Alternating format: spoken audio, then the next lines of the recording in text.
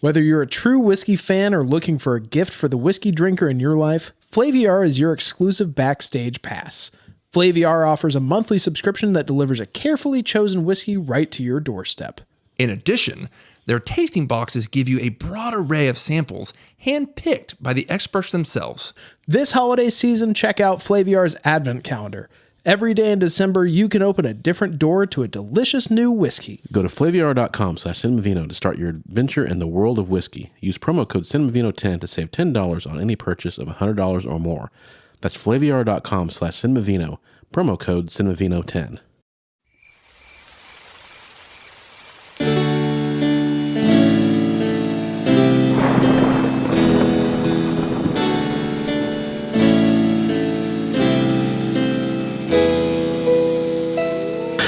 And welcome back to Cinema Vino. I Good to have you guys back with us. Hey, hi. Got Travis Blood. What up? Sean Jordan. Hi. Taylor Owens. Yo. My name is Todd Wofford. And we're doing another installment of our Halloween series. This is our penultimate episode before our double feature with Grindhouse coming out soon. We're kind of doing the one of the biggest horror movies, if not the biggest horror movie ever made, The Exorcist. And we're drinking a little Jolie Foley French Rosé. I picked a liter, to go with our double feature Grindhouse, just because it was like, well, you need more wine for doing a double episode. But but it just kind of, I was in the mood for it first, so we'll drink this before we drink our red. So yeah, we do what we want around here. Yeah. We don't need no man to tell us what to do. Exactly. Show enough. So we're doing a lighter Take body. two. There you go. Got him. Doing a lighter bodied French Rosé, easy drinking. So just a nice little palate cleanser from all the whiskeys we've been doing. Something just a little bit, a change of gears. 12.5%. It is. It's butt chuggable. Yes, it is. Yeah. Is it Jolie Foley or Jolly Foley? I think it might be Jolly Foley. I've always heard it pronounced Jolie Foley, but it's funny, like, to go Take off that little skirt. like, go to Europe and then find out like all these wines we've been pronouncing wrong the whole time. Oh, yeah. So here in Oklahoma, You can say whatever you want. yeah. Peel the panties off that cupcake. So I had this conversation about Reese's peanut butter cups. Or Reese's. Yeah, I was about to say it's. Yeah, Reese's peanut butter cups. It's the only Halloween candy you got to take the panties off. Jesus. Little slut. well, that changes everything. I can't take that drink. So, all right. So yeah, Jolie Foley. It's a like $15 rosé ish. You can get it in a liter size. So you get 25% more wine. So in an era of shrinkflation, That's 33% more wine. yeah, something like that. It's a lot more. You get more liquid for your buck. Yeah. So For your buck chugging. hooah. So Exorcist came out December 26th, 1973. Damn, Christmas movie. It was. I Merry did Christmas. Did not know that. Here's some green vomit for you. Yeah. I watch this every Christmas. Yeah. It can be, any movie can be a Christmas movie if you want it to be. First run of theaters, this grossed $193 million. I guess a $12 million budget. It was the highest grossing horror film until it in 2017. Exactly. He said 193 against what budget? $12 million budget. Damn. Wow. With re-releases, this has grossed $441 million. So yeah, this was the highest grossing R-rated horror movie until It, Chapter 1. And this had sequels. We don't talk about them, but it had sequels. It did. Yeah. Yeah, with diminishing returns. Yeah. Yeah. Do we have a website we need to talk about? Actually, we're going to do that separately. I got a little script. Okay, I just wanted to fuck around. We'll double- I know we talked about doing it at the beginning. Mm-hmm. Sorry, I fucked up. So yeah, this was the first horror film to ever be nominated for Best Picture. Also, Ellen Burstyn was nominated for her role as the mother, and Linda Blair was nominated for Best Supporting Actress as the daughter. This film has been preserved in the Library of Congress. It was the first horror film to be selected as such. Damn. And yeah, so yeah, this has inspired a lot of sequels. This has inspired a lot of ripoffs, parodies, you name it. And to me, this is like the iconic horror film of all time. It's like you can argue others in there, but this is definitely one of the first ones that pops in my mind. So Now, when you think horror parody, what do you think? scary movie. Scary movie. But I mean, I would even put Scream in that category. Yeah. Oh, yeah. It started out as a parody, and then it became just another horror movie. Yeah. Yeah. Series. Which would be it could be the title of the parody version of it. Just another horror movie? Yeah. Yeah. So yeah, now famous plot has it's based on the real life exorcism of a boy known as Roland Doe. Sick name. Exactly. Yeah, you know he's evil. Born to make pies. Not the It's me, like, Roland Doe. protagonist name in Blank Check, little kid, Roland Doe. Yeah, he's played by the older kid in Home Improvement. Was that the kid in Blank Check? Nope. No. I'm thinking of Devin Sawa. That kid just got arrested. I think in Oklahoma again. DUI. Wait, JTT's twice older brother? Yeah. In Oklahoma again. The blonde I think one? in Oklahoma. Wow. Yeah. Huh. He played Thor in a couple movies. Strikes me Played as Thor in a knockoff sci-fi. Strikes me as a channel. Jay Sixer. Yeah. So, yeah, the book was by William Peter Blatty, who also wrote the screenplay to this movie. The film has a well-known actress named Chris McNeil in Washington D.C. for a location shoot. 12-year-old daughter Reagan goes along with her, and TLDR gets possessed by a demon that will later be called Pazuzu, I think. Yeah. Yeah. I kept waiting for them to talk about Pazuzu. Or like look into the history, and I was like, okay. No, traditionally, Obviously, you it was shouldn't the name sequel. demons. I think you're not supposed to. Fear of a name only increases the fear over the thing itself. Right, it gives it more power. Hermione. I think that's like a typical possession and a poltergeist thing is once you acknowledge it and name it, it becomes more problematic. It's like in comic books. Once you give somebody a name, they have to be a much better fighter. True. Plot armor. You enhance them.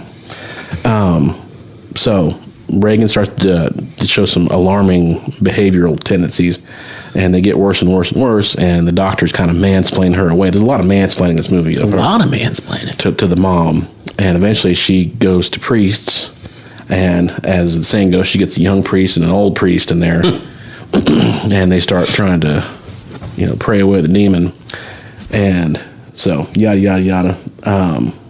Basically, they try to exorcise the demon before it kills Reagan, or wreaks all kinds of havoc or kills someone in the household. So that's what I got for summary. You guys have all seen this before, I'm guessing. Mm-hmm. Okay, so Tate, we'll start with you. I hadn't seen this movie in a long time, but rewatching it again, it just proves like everything you just said. Just like it's one of the greatest, and just the genre of horror, I think we've probably said it 1,000 times. It can be in so many subcategories, just like slasher, gore, whatever. But it's like, this was probably for that time, like a legitimately terrifying horror movie. Yeah. And after seeing it a few times, by no means was it like comical or laughing, but you're like, man, they really went all out for this. So this movie fucked people up. Yeah, and it was like, and I really went all out, and you're like, man, that doesn't even look like the color of blood. And it was like, but it's just like, that's how good this movie was at the time. It was like, just freaked people out. And so like, I had that whole appreciation for it, but also like, it's just a really good movie. Like you said, like they had this kind of mansplaining, and then all of a sudden they're just like, but, however, have you thought about exorcism? And it's like, wait, what? And because there are those times where I kind of forget, how did we get to this point? And like that was it right there. Yeah. And then just kind of, and when it gets to the actual, because I think that's what I'd always heard. I didn't see it as a kid, but that like all the vulgarities that the demon said, I was like, eat me. And all this, that was like kind of like the more off-putting thing. But I freaking thought that was even like more like hilarious this time. Like it just like, I was like, man, that is so funny that like people at that time were like grossed out, freaked out by that, just by like all the, just the dialogue. And it was like, man, wow, it just blew my mind that would be a big deal back then. But also like, that's some good makeup. Yeah. I said the costume design was great.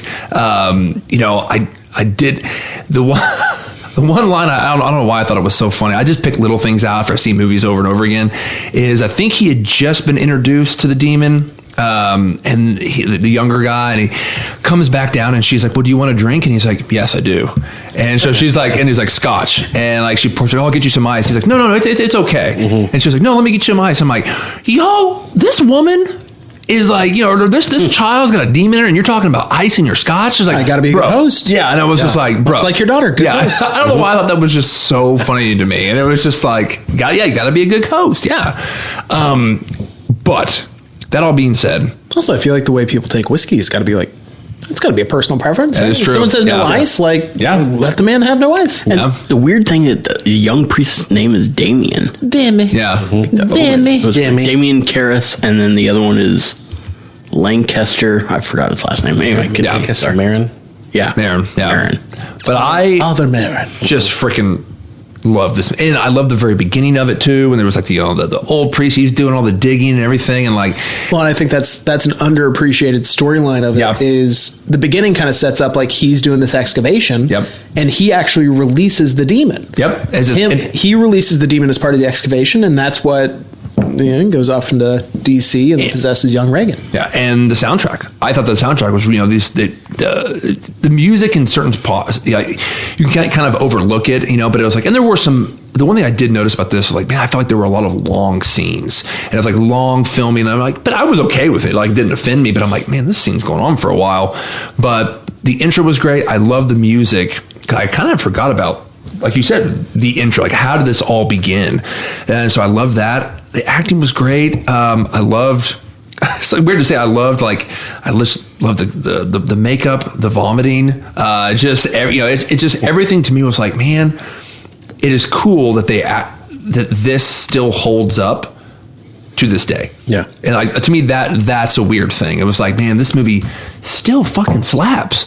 Yeah. Like, and I'm like, man, but it is also to me a movie that I probably can't.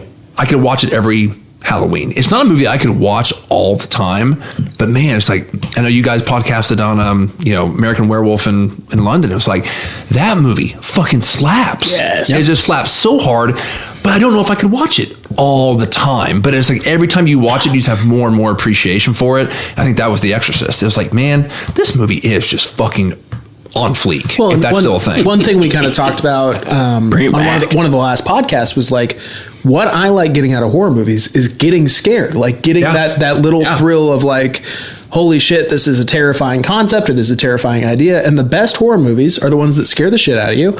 And it loses that rewatchability after, you have to kind of like let it cool down before you go back to it, because you're like, okay, I know this beat's going to happen. I know this beat's going to happen. It doesn't do anything for me to see it again. Yeah. Actually, I'm the exact opposite. I hate being scared. I hate the lead Yeah, up. that's what we talked about. But then once I get scared and I know where it's coming, I like to watch it again, and I'm like, oh, I'm not afraid anymore. I feel like I'm McAllister. I'm not afraid I'm not afraid anymore. anymore. And so I can watch it and enjoy it and not be like tense the whole time and be like, oh my God.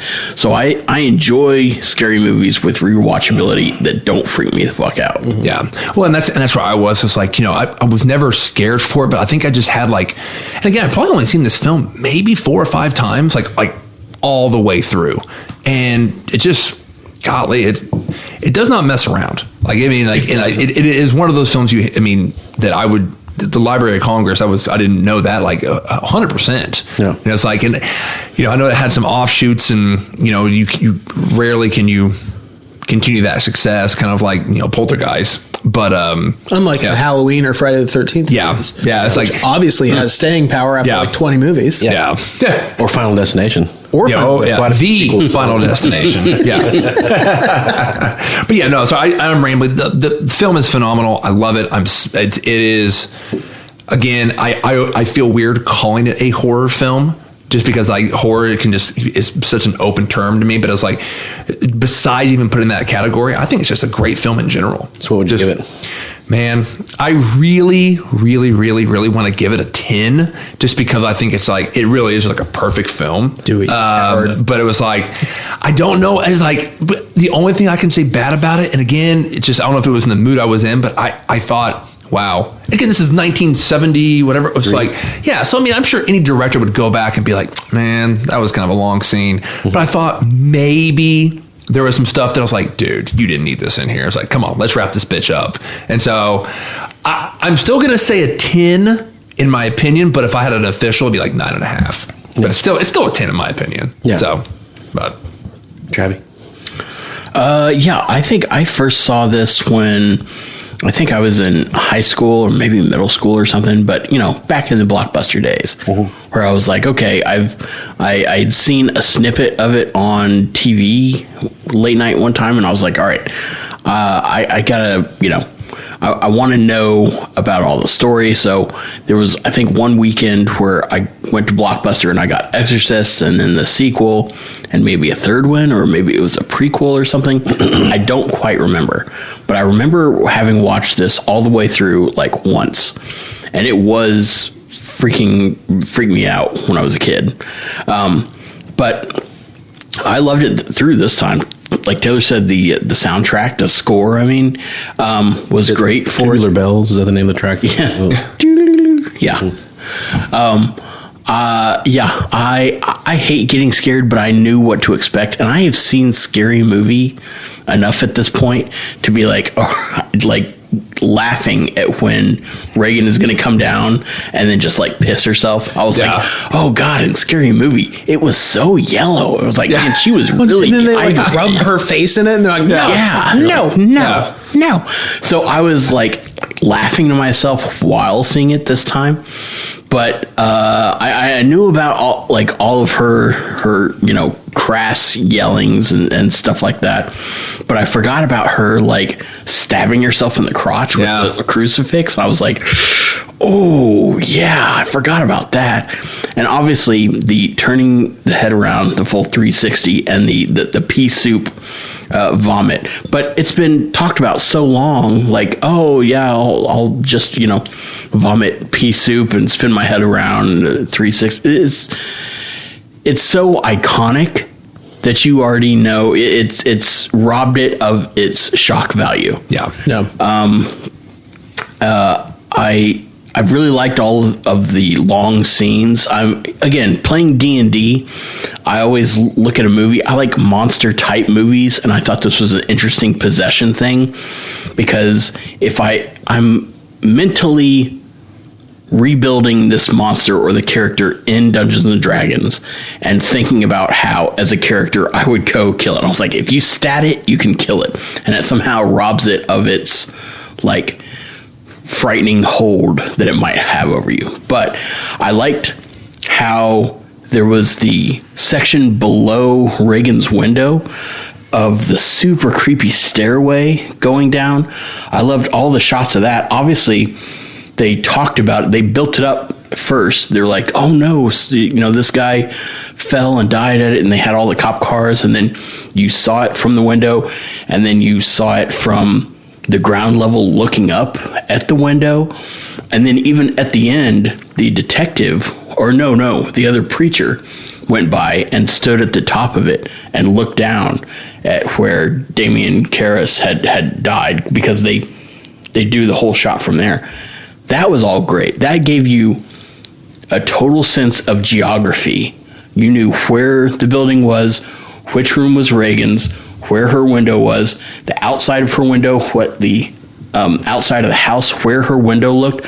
I love it when movies do the thing where if I was in the movie, I could walk all to these places. It makes it more real to me and helps like ground it more in reality. So I love the film. I would probably like Tay. It's probably a 10, but it's not quite my jam or my style of movie, so I'd probably give it a 9. Sean? This was my pick. This is one that I've wanted to podcast on for a while, because it's just, I think, quintessential horror movie. I think it is one of the best horror movies.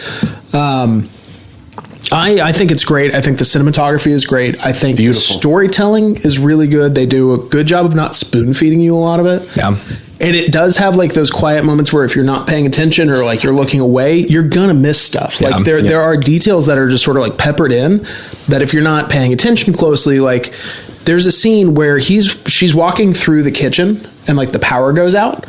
And it's one of those scenes where it's kind of long, and you just kind of think like, oh, this is taking forever. But then there's a face just like in the background. You see the demon's face just like in the darkness. Oh shit! And you don't see it if you're not paying attention. Maybe I did not see that. It's phenomenal. Yeah.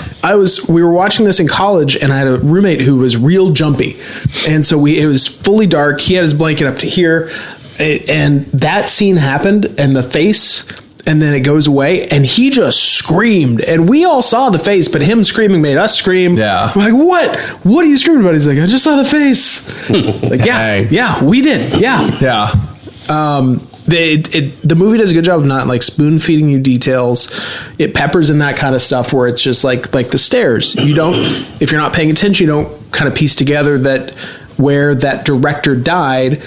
I mean, they kind of give it to you in small bits and pieces of like, okay, he got pushed out the window by the demon. That was the first taste of blood, right? And then it kind of leads you to later where Demi is kind of like looking up the stairs, and then there's the whole murder investigation that kind of comes out of nowhere. That detective, by the way. Yeah. What is up with that detective? I know. He's so weird. Yeah, and I always think of him as the 12 Angry Men guy. Yeah. With Henry Fonda. I still have never seen 12 Angry. That'd be a great one to do for dramas if we ever do a drama series. Because that's Sweaty movie. Yeah, it is. It would be a great if we did a summertime sweaty movie because everybody's Summertime Sweaty movie would be a great category. I mean, yeah, you could do Time to Kill. I think legal thrillers would fit that category. To Kill a Mockingbird's pretty Sweaty, sweaty. yeah. 12 Angry Men's pretty sweaty. Nope. But yeah, he's the angry, goddamn kids. He's the angry juror at 12 Angry Men. So. But yeah, he's great in this. I mean, he's just kind of like an off-putting older detective, and he just kind of like is up in everybody's business. Yeah. We didn't really talk about like the exorcism itself. I think it does a really interesting job of kind of like examining like the Catholic perspective of exorcism and how like the Catholic Church is like this big institution that obviously if you're going to go for an exorcism, that's who you're going to go to. But then you gotta really go through the paperwork, and you gotta file like a petition to God. God's gonna come back and be like, yeah, you can go ahead and do this. All the bureaucracy of God. Yeah. I love that aspect. I love bureaucracy. Mm-hmm. Any horror movie should have a bureaucratic element. No, of course. Yeah. I can watch this movie probably once every 5 years. I think that's about my cool down period. Yeah. And I think I watched this probably about 5 years ago. So I'll watch it again in five years. I mean, it's just, this is one I'm going to come back to all the time. It's a 10 for me. I think cinematography, acting, story, just music is great.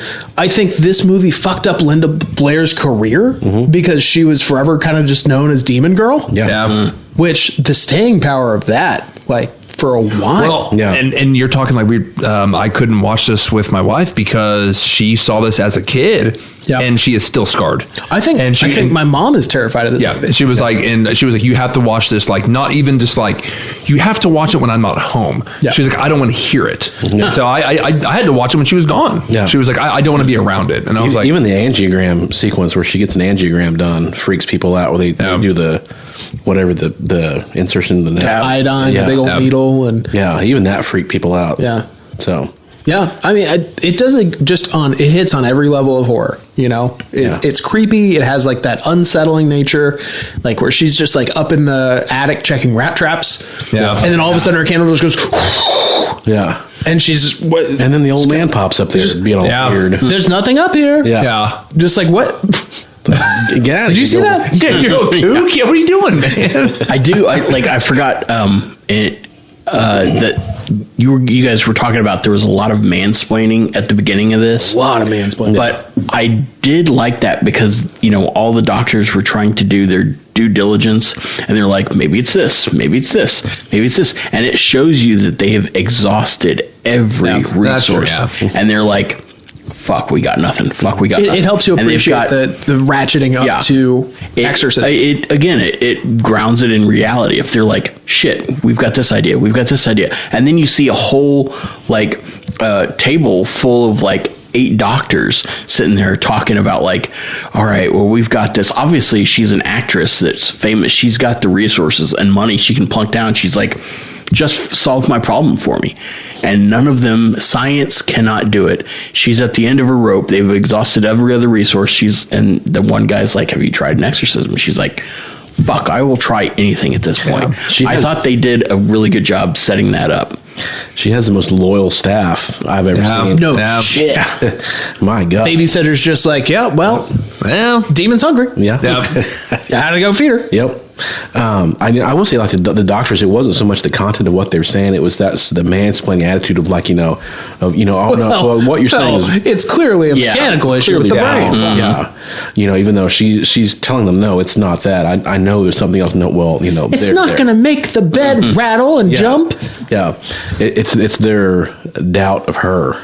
I appreciate how quickly she is accepting of what's going on. Like a lot of times in horror movies, one of the most painful things is just like, fuck, it's demons. Get over it. Come on, let's get to the demon bits. Does anybody reprise their role later on? Does anybody? Does it continue? Reagan on? does. Yeah, Because I think the mom does too. Because it's kind of funny because I've always said, like, when I fall in love with a movie, I don't want to see sequels. And it was like, I didn't do that with like a lot of my classic comedies. Like, you know, I've never seen a Hangover sequel, never saw like a Anchorman 2. It's like Joe Dirt. And it was like Joe Dirt, never saw that one. And it was Deuce like, Bigelow. yeah. Oh, God damn. I did one. see that one. Anyway, nevertheless, but it's like, but this one I was like, you know, Major League 2? yes, well, yeah, that's a classic. Yes. That is strong. but it is weird. It's like I've never had an interest in seeing any of these. Yeah. And it was like, I don't know if it's because, like, you know, I've never seen any of them. I don't know if it's, I saw bad reviews of them, but yeah, it just never jumped out at me to see any of these. 2 was awful. Really? See, Was it Exorcist 2? Was 2 a prequel?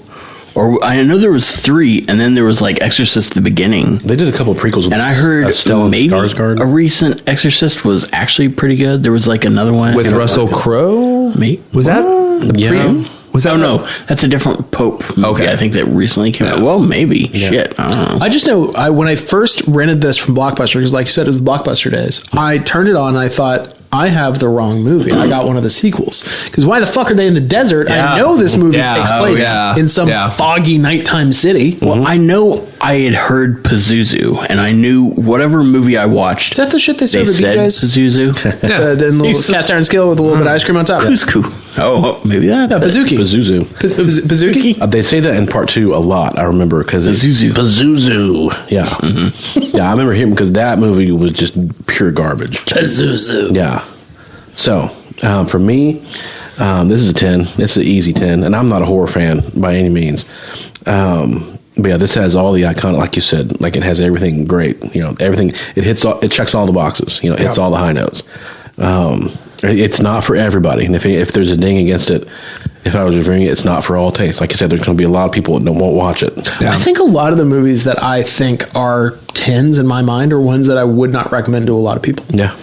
And see, I was the exact. I would be like, everyone needs to watch. And again, it's not for everybody, but it's like, but I think this, like, if we're talking about see what how it's been parodied, and it was like, well, you know, like, if someone was like, hey, should I watch Exorcist or Poltergeist? You know, I was like, yeah, I'd say watch Exorcist. Exorcist, yeah. Yeah, I was like, I mean, 100%. It's funny you mentioned that because literally I have in my notes like, it's not for everybody, but I think everybody should try and watch it once. Yeah, Yeah. Travis I just think texted me, I but prefer- he saw everything and texted me. He was like, yeah. I think I actually prefer Poltergeist over this.